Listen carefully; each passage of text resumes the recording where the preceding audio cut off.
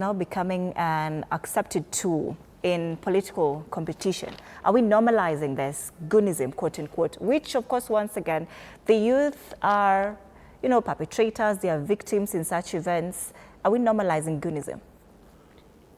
So when you have a leadership that has lost trust of the people, you expect nothing less than a group of leaders who are going to pay the youth to act as goons in their political meetings. So you can see what has been happening. If you look at Kitengela, the new crop of young leaders, the likes of Babu Owino, the likes of Edwin Sifuna, Caleb Amisi, they were holding a very peaceful political meeting. Out of nowhere, goons. Out of nowhere, we see tear gas canisters being lobbed at them. So you see a very desperate government that has lost trust with the people, and now the only thing they can do is pay the young people to do their biddings. That is what's going on. Perhaps is this an emergence or a normalization of a politically gig economy where you see even in social media where we have these bloggers and they say when a political party approaches you, which pesa and continue blogging, their way up, blog for them. But is this because we're normalizing this, gig economy, quote unquote, where young people, for instance, are paid per appearance, per rally, per disruption? Is the problem normalization of gig economy? So personally, I think the government has made goonism a whole unit in a ministry. We are not normalizing goonship. When we went to the streets in 2024, we didn't have goons fight the people. It was the people versus the government. We raised our voices. Gen Zs were killed. We were murdered, still together. Came 2025, still championing for changes in this country. Then the government realized these people are politically woke. So the young generation is politically woke, it's politically empowered. But government is trying to cap that. And what do? Now they create a unit called goonism.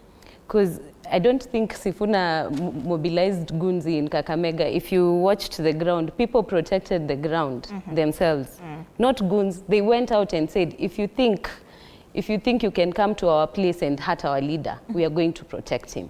So this goes to show this unit called goonism is coming from the government. They used police who are in uniform and killed people. So the youth are not good. Well, they're being used. Again, I'm saying there is a part, the opposition have realized they are allies, they're supporting the youth and also championing for what we are championing. But the government is not ready to be held accountable. So what do? Because we are desperate, we still have the youth who are unemployed. They create this gig thing. So you guys, there's a meeting, I want you to go disrupt. And that's how the creation of goonship in these rallies have been formed.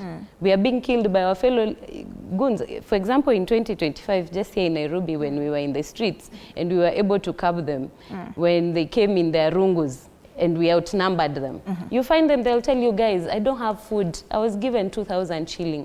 But now that's why we really need to go back to grassroots and tell these people, this is not the time to be given 2,000 because it's going to cost us at the end of the day.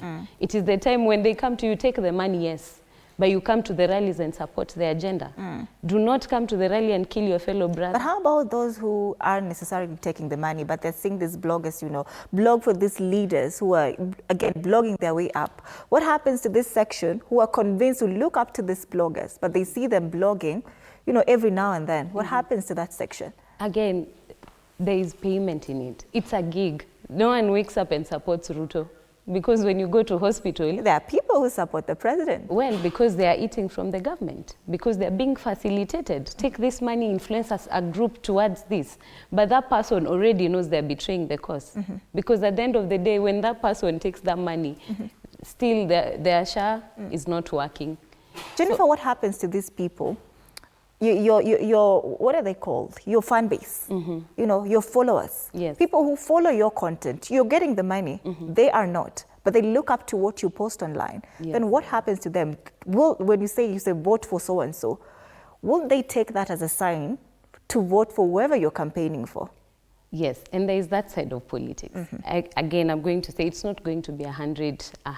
United opposition, we want 80% to 90 of the youth standing strong.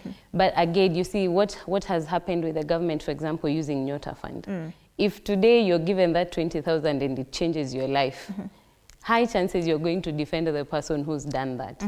But the point is we are trying to drive across is, guys, it is not about this very moment where you're getting that fund.